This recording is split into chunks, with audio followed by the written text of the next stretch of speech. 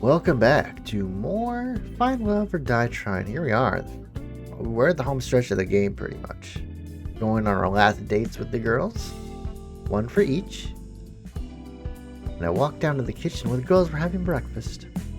So how was the day? Yeah, tell us. I was furiously scribbling down notes with the title War Plans in bold. It was really quite nice. We actually made this cake and the cookies yesterday together, SC and I. I hope you all enjoy it. Oh, they're amazing, Violet. Thanks for making it for us. Thanks so much. They're so delicious. Terra scribbled war of attrition is likely not an option. What are you writing there, Terra? Nothing. Oh, how come there's cookie batter everywhere? No matter where I look, I can see the batter on every surface of the kitchen. It wasn't just the batter. Violet and I had knocked over quite a few things in our firefight. You sure it was just baking together? Aw, I thought it was more than that. I charaded as if I was heartbroken. Gotta hand it to you, Violet. I didn't think you had it in you. Hubba hubba. Wait, no, nothing like that happened. I laughed and made a finger guns at each other. I don't get it. That's because you're a good person, Yui. I think what Allie is trying to say is that Violet and SC... Allie stuffed a cookie in Scarlett's mouth before she could finish her sentence. Wow, these cookies are pretty useful. You gotta teach me how to make these sometimes, Violet. It would be my pleasure, Allie. Ooh, teach me too. Why should SC have all the good stuff? We spent the rest of the morning fooling around in the kitchen. Morning, SC. Time sure flies, huh? The show's almost over and you'll be able to go back to your regular life soon. No idea if that's gonna have any less headaches, though. Who knows? Stranger than it sounds, I've had some fun here. The whole getting murdered thing isn't great, but it hasn't been all bad. I did mention that other people would kill to be in your position. On second thought, they definitely haven't thought it through enough. Probably not. Well, back to business. It's time to pick who you'll go on your first third date with. Who's the unlucky soulmate candidate today?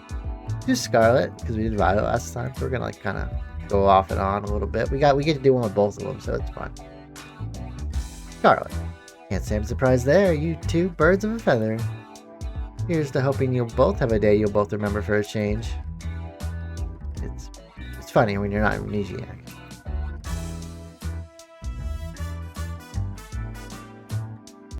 I found Scarlett in the same place I met her. She was engrossed in a book with a pile of books next to her. They looked worn, as if they'd been read over and over throughout the years. Hey there, Scarlett, what you read? I see, just an old fairy tale. Really? Why did you read something that would throw silence out the window? I'm a woman of varied taste. I quite like these stories, especially this one. Which one are you reading? Called The Princess of Averanda. Really, it's silly. I doubt you'd be interested. Try me. I smiled at her. She smiled back at me in kind. Okay, I don't see why not. Oh, look at that. She looks so cute. There's a young girl, Nera, who is a princess of the kingdom of Averanda, which was far, far away from civilization. Unlike other princesses before her, she had no time for politicking or parties. She spent all of her time building all sorts of gadgets for her family and her friends. Like a robot dog that would eat the vegetables that they didn't want to eat. Ooh, I gotta try my hand at this sometime. Scarlett giggled like a child. Nera has a blissfully happy childhood. She even falls in love with a commoner named Aloria. Though her kingdom would never approve of their relationship, Nera and Aloria never fail to see each other in secret, every night by the crooked trees in the western forests. But those days don't last. One day her mother, the queen, is taken by a witch, never to be seen again, and Nera is forced to become the queen at the age of 16. In her mother's absence, Nera does her best to lead the kingdom, and for years it prospers. She's like no other leader they've had before, but secretly she wants to leave. As the queen, she has no more time for the things or people that she loved with all of her heart. She cries every night, alone. But she knows she can't. Too much responsibility falls on her. And one day, Nera is cursed by the same witch that took her mother and forgets everything, her name, her family, her kingdom. Everything, except for Aloria and the desire to leave. And so she leaves, and no one in the village ever sees her again. I won't bore you with the rest of the story, but thanks for listening till now. Oh, come on. Believe me, Scarlett, I want to hear this to the end. Especially because you like it so much. I looked deep in her eyes, and I could tell just how much she loved this story. Well, there's really not much left, but... Well, Nera and Aloria live a wonderful life in a neighboring kingdom for many years. But one day, she remembers everything, and she rushes home worrying for her people. When she gets there, she sees her people have been ruled by the very same witch who took her memory. Let her people no longer prosper the way they did under her rule. In anger, Nera confronts the witch on the border of Averanda. The witch takes off her cowl, revealing herself to be Nera's mother, the lost queen. Nera's mother gives her an ultimatum. She can return to ruling the kingdom, but she can never leave again, or she can leave now and never return. And that's where the story ends. You never get to know what choice Nera makes. It's quite the cliffhanger. I want to know what happens next. Oh, believe me, me too. I'm curious. What would you do in Nera's shoes? Oh, that's a tough one. I'd probably leave. I think I'd leave. Why's that? Oh, I mean, there's no point living without love, even if it was better for the kingdom for Nera to stay. It would just guarantee your love can never be realized. And that's just too sad. I think the same way. I've loved this story ever since I lost my memories. I'm sure I don't have a kingdom or anything, but sometimes you wonder, you know? Yeah, I get the same feeling too. That's just life, you know? You gotta keep moving forward. You know, they say worry not of growing slowly, worry only of standing still. Yeah, you're right. I'm really happy that you're the one I get to move forward with this. Me too, Scarlett. There's no one else I'd rather be with right here, right now. And speaking of right now, there's somewhere I want to bring you. Where's that? I'll give you a hint. I've been thinking about this place ever since you mentioned that you loved fairy tales. Oh my gosh, there's turtles down here. Turtles. I love turtles. Turtles are like one of my favorite animals. True story. He's practically dancing around the room, taking in all the sights. I had a turtle for many years growing up. From like 4th grade to like a little after I graduated high school. I love that turtle. But then it died. It's very sad. It was impossible not to smile. I figured the Ocean Palace just might be your thing. Scarlett practically jumped onto me and squeezed the life out of me in a deathly bear hug. This is wonderful, SC. Thank you so much. You made everything so special in ways I honestly couldn't believe, but you did it. This is just the beginning, Scarlett. We're in this together. I held Scarlett and kissed her on the lips. Ooh, it was like an explosion of passion that set me on fire as she kissed me back and wrapped her arms around me. Always. Oh, it's a shame they didn't show that. We spent the rest of the night enjoying a lovely dinner in a place straight out of a fairy tale, with nothing but love in our hearts and laughter and smiles on our faces. I can't wait to leave this island with you, SC. I've never been this excited, this happy as ever. You make me feel like I'm living in a fairy tale. You know, I've got an interesting idea we could spend tonight if you're interested. And what's that? I'll show you why fairy tales were written by adults.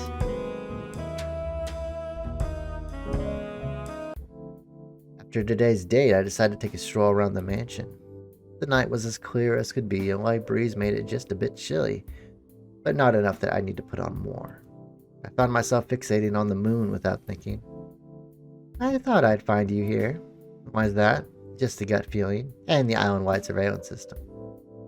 You doing okay?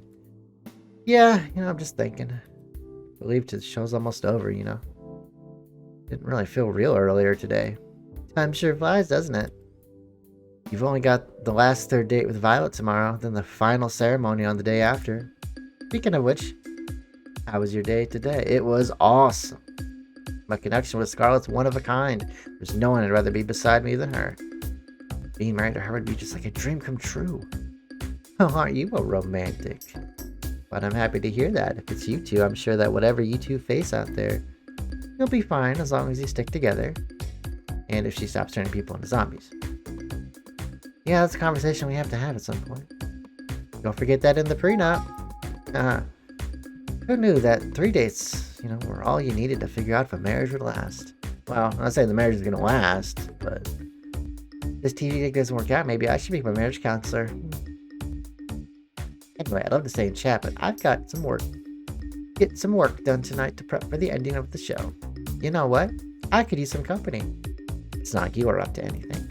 Kat reached her hand out to me. I put my hand on hers in instinct. With her hand in mine, she pulled me with her to the library. Now you're probably wondering, why did I bring you here of all places? You like to read? Well, yes, but no. There's no internet for us goons, so here's where we store most of our information. Records of every single run of the show, buildings and security details, guard schedules, and more importantly, salary records. It's hidden in plain sight as regular books. You need to know how to decipher them, though. They're pretty useless to the average person. Interesting. And also a little unnecessary. Who here is going to read a book? Oh, I knew the City of Education was bad, but not this bad. It still doesn't answer why you brought me here. Well, you see, I have this lovely chair and table here that I do so love to work on. And it's truly, truly exhausting for me to get up from this lovely arrangement to have to fetch each book I need for reference. So, you want me to grab your books for you so you can just stay here? I'm so glad you understand. And you know, I'm doing everything I can keep you alive. It's just a teeny tiny favor. Gonna have a laugh at her mock pout. Sure, Kat, it's the least I can do. Great. Alright, to start, I need to grab me the Princess of Averanda, 100 basic recipes for Philosopher's Stone, and I regret everything. This must be the 100th batch of books I've had to deliver. It's been hours. If whoever designed the system should be shot. I tried to read a few of the books I was delivering, but like Kat said, they just seemed like regular books. And that's a wrap. Thanks for the help, SC. I'll send you a thank you card when you're off this island or something. At that rate, that was pretty much slave labor. I like to think of it as more of an unpaid charity work. You've got one last date tomorrow. Don't mess it up. I'm curious. What's the first thing you're going to do when you get out of here? Honestly, I don't know. Maybe try to figure out what my life was before. Who knows? That's as good a start as any. Well, I gotta get back to editing. Night, SC. See you, Kat. Well, I guess I'll head back to my room and call it a night. The alarms were deafening. We planned for every possibility we could, but it wasn't enough. We made it to the ship, but it still wasn't enough. Our one saving grace, the ship would not start. We tampered with it. There's no time to fix it. That's it then. I couldn't find the words to say. I love you. I love you too, SC. I wish we could have met anywhere but here. She held me in her arms with the last of her strength. All that's left to do was wait. Goodbye now. Ooh. Courting call, chapter 6. I woke up with Scarlett in my arms. After talking with Kat last night, I asked Scarlett to join me for one more midnight walk. We ended up talking for hours. Morning, Scarlett. Oh, you're awake. Hi there, SC. He was clearly half asleep. I want to invent something that puts this moment into a bottle forever. Then I'd repurpose a factory, mass produce it. Mwah, I love you. He dozed off as she embraced me in her arms and held me tight. We must have stayed there together for over an hour, but I wish it didn't pass by so fast. I'm so happy, you know? Why's that? No matter how the show ends, we won't be alone. What more could I ask for? I was terrified before, but now I know everything will be alright. Couldn't say it better myself, Scarlett. Anyway, Kat wants you to go on a date with someone else by now, right? Yeah, I'm sorry about that. Oh, don't worry about it. We got an invention to deal with them later. Sorry, what was that? Oh, nothing. See you later. Our date with Violet. Could it possibly go as well as Scarlett's? Well, look who crawled out of an economy class airplane toilet. And good morning to you too, Damien. Yes, you don't mind don't mind him.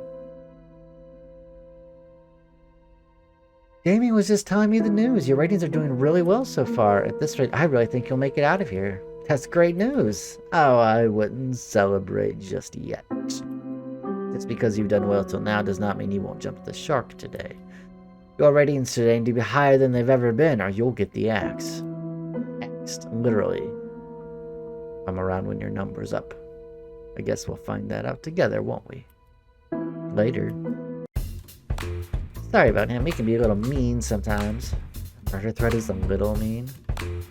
Anyway, you ready for your last date with Violet? It's just this last date, then tomorrow will be the final ceremony. These I'll ever be. Fantastic! Then we'll start filming right away. Good luck, you'll need it. Thanks, Cat, I owe you one. Time for my last date with Violet. Ooh. I found Violet in the same place I met her. She was taking out a fresh batch of cookies from the oven. Morning, Violet. I slid next to her and grabbed one of the cookies in one smooth motion. Hot, hot, hot. I flung the cookie into my mouth anyway. Worth the pain, damn, that was delicious. Wait a moment, you silly goose. You never fail to make me laugh, SC. I quite admire that. I did a mocking bow with my arms behind my back and put on my best fancy accent. The pleasure's all mine, milady. Oh, stop it, you. Wolfed out another cookie. Hell yeah. You do know those are for sharing with everyone, right? I'm part of everyone. What's the problem? We laughed together at the bit we were performing. That reminds me, SC. What's up, Violet? It's come to my attention that the show will be ending quite soon. Yeah. Yeah, it is. Oh, do cheer up, please. I don't intend to feel sorry for myself. And instead, I want to use the time we have left here to do something I've always longed to do. And what's that? What I want is to go on a date, the kind that normal people go on. The kind that I've only read about, having a picnic, watching a movie at the theater, long walks on the beach, even something crazy like paint night. And then we can watch the sunset go down together. It'll be so romantic. Her enthusiasm was adorable. She was practically bouncing around the room like a ping pong ball. I think we can make that happen. Can we now? Which one? Why not all of them? She's got the most beautiful smile. Damn. Really? You gotta be kidding me. You can count on me, Violet. I'll make it happen. Yay! Did a little cheer and a little dance. Gosh, I can't help stop smiling and looking at her. That I have no idea what to do. Guess this will be touch and go. It wouldn't be fair if you figured out everything. Let me handle the picnic. He pulled out a basket from behind her. Want to join me in the lovely outdoors? I wouldn't miss it for the world, Violet. Aw, look at you feeding us. Oh my god, that looks good. I don't know what some of that stuff is, but... We walked outside for a while and settled on a lovely spot with a nice mix of shade and sunlight for our picnic. The way her silver hair caught in the sunlight was enough to make you believe in angels. It was so beautiful. Dig in. I brought plenty. Please don't hold yourself back. I'd be the luckiest person alive. Save that talk for after you try this. I'm letting you have the first bite. Should I be worried? I smiled as she mock pouted. Just kidding. She laughed and smiled as she spoon-fed me a delicious egg roll. Hold it. I'm the luckiest person alive. Not just because the food's delicious, but because you're here next to me, Violet. You made this week so special. I feel the same way. And there's more where that came from. You're absolutely right. I've got something prepared for just the two of us next. You owe me one, SC. We enjoyed the delicious food and conversation over the rest of the afternoon. We walked back to the mansion hand in hand, smiling all the while. Next stop, the only movie theater on the island. I didn't know we had a room like this in the mansion. I'm not surprised. Terra's pretty territorial about this room, from what I've seen and heard. But right now, it's our very own private movie theater. I did a little jazz hands at the TV. Violet clapped as if I just put on a performance of a lifetime. I made a dramatic bow, then took a look at what movies we had in store. Let's see, we have romance, rom-coms, fantasy, medieval movie, war movies, a few superhero movies, and last but not least, a horror movie. I'll put on a rom-com. From what Violet was saying earlier, this would definitely be her favorite. I started the movie, then went back and sat next to Violet with my arm around her. The story was about a girl who moved to a place called New York to become a writer, falls in love with a boy she meets there, and eventually realizes her dream and her love. It's not anything, it wasn't really anything special, but Violet was thoroughly entranced for the whole movie. Me, I was more entranced by her. After the credits rolled, Violet practically burst into tears. That was the best movie I've ever seen in my whole life. My whole life. Then, how about we take a scene you like from the movie and turn it into a painting? Oh my gosh, you didn't. Wait right here a second. Okay. I had no idea where to find art supplies, but I knew if there was anyone who could, it was Cat. Yeah, I think you know the stitch. You've got some nerve putting this together at the last minute, but I like that about you. Or set up everything they need for paint night in the main hall of the mansion. Stat. Oh man, I just finished my shift. Even better, you'll get free time for this. And so we started painting on canvases in the main hall. I think I'll paint a picture of Violet and I watching a movie together. That would be so sweet. This counts, right? What are you painting us, see? Oh, I'm painting a picture of us watching the movie together. It's the most beautiful scene from the movie, you know? It's a shame not to capture it. You are quite the flirt, you know that? But I like that about you. Your smile could melt the coldest heart. So which scene are you painting, Violet? I'm drawing the scene where the girl runs out on the rail to tell the boy that she loves him. It was just so romantic. She sighed like a love-struck teenager.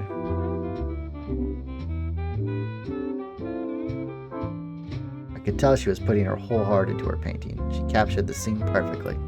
As for me, let's just say I was more focused on making the people have the right number of heads, and was working from there. An hour or so later, we finished and compared our final artwork. She's an incredibly talented artist. Me, well, not so much.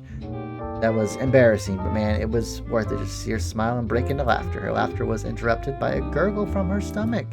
My mother would punish me if she heard me make that sound, but who cares now? Well, it was unstoppable at this point. It's time for dinner. I do believe it is. I volunteered to cook, but she wanted to go back to the restaurant that we went to on our first date, so we did. Apparently, she was trying too hard to be prim and proper back then and didn't actually get to eat as much as she wanted. She ate up a storm, almost literally. Almost. We spent dinner wolfing down delicious food without a care in the world and laughing about scenes in the movie and our little artsy adventure. Then finally, we went for a long-awaited walk on the beach. We held hands as we walked along the ocean. The waves of the ocean seemed to play music for us as we skirted by. At times we talked without end. At other times we enjoyed each other's company in warmth and silence. Either way, we were as happy as could be. We talked about how the past, the present, and future were just so different than before because of each other. You know, Wesley, if you asked me to marry you right now, without a doubt I'd accept. I know it just sounds crazy to say that in such a short period of time, but I just know. She kissed me passionately with everything she had. We fell together onto the soft sand of the beach. Will you marry me, Violet? I looked at her and saw the most beautiful smile from the most beautiful girl there ever was. I know the final ceremony is tomorrow, but I want you to know how I feel. Is Scarlett gonna be happy about this? Like if she catches wind of this? A moment passed. I felt like my heart was trapped in my throat. Of course, I know what I said as see. And then I saw something I'd never seen before, I would never see again. The sky outside rapidly turned from bright blue to black, as if it were water being drowned in the darkest of ink. Then the bright sun in the sky went out like a candle in the wind as the warmth of the beach sand disappeared in an instant. Please collect the cast. The experiment is complete. The last thing I saw was Violet screaming as shadowy figures grabbed her from behind. A second later, and I couldn't even see my hand reaching for Violet's, desperately trying to pull her back to me. Then I felt somebody grab me from behind. No, not somebody. There must have been several people. They forced me to the ground and cuffed me behind my back. I screamed, but there was no sound. I couldn't hear anything, not even the sound of the waves. I tried to fight it, but there was no way out. I screamed for Violet for her to run as far as she could, but I heard no response. And nothing. What the hell's going on? I woke up on an operating table, the kind you'd see in a nightmare. Blood splattered on the floor and the walls, the smell of disinfectant and rotting flesh. There was a nearby table littered with metal instruments that could make anybody talk. My first instinct was to get up and get off it as fast as possible, but my neck, hands, and legs were cuffed and pinned down in the thick metal braces. I tried to force myself out with all of my strength, but the braces didn't so much as budge. Hello? What's going on? Where am I? Violet, are you there? All I heard back were my echoes of my own screams. Wherever I was, this place must be massive. Hey, I see. That was holding some kind of helmet with thick wires extruded from the back of it. Don't worry, Violet is doing fine. She's just taking a little nap. Cat, what's going on? You've got to help me. I was just on a date with Violet when everything went dark and this guy's fucking kidnapped us. I know, I see, I know. He sighed. You did good, but not good enough. That's pretty much it. Would it make you feel better to hear that you're the best one yet? I don't care, get me out of here. At this point, there's no point in explaining. He placed the helmet on my head carefully. Even if I wanted to stop her from doing so, the brace around my neck made it impossible to maneuver. Please, Cat, don't do this. I could hear the hum of a massive generator turning on behind me. She raised her hand, revealing a trigger switch with a single red button. I just want to get out of here. I just want to get back to my life, whatever it is, please. Not today, SC. He pressed it. The sound of crashing waves, a world without time or color. I'm back. This time it's as if I'm sitting in an audience, watching myself from afar. The escape had failed. I'd been separated from her and captured. We never really did have a chance, did we? I find myself praying that she's safe if anything happened to her. For a moment, the world exploded with color. Always the hero, aren't you, SC? Did you do her? You should be more worried about yourself. You knew the rules. If you try to escape the island, you die. Didn't have to be like this, but you... I'm done talking. Jesus, look at that. She looks so scary. Goodbye, SC. Oh, will you look at that? Looks like our little hero's got some life left in him. You know, SC, you're in luck. Usually I just kill you for this, but a new opportunity's just opened up, and I think you'd be the perfect fit.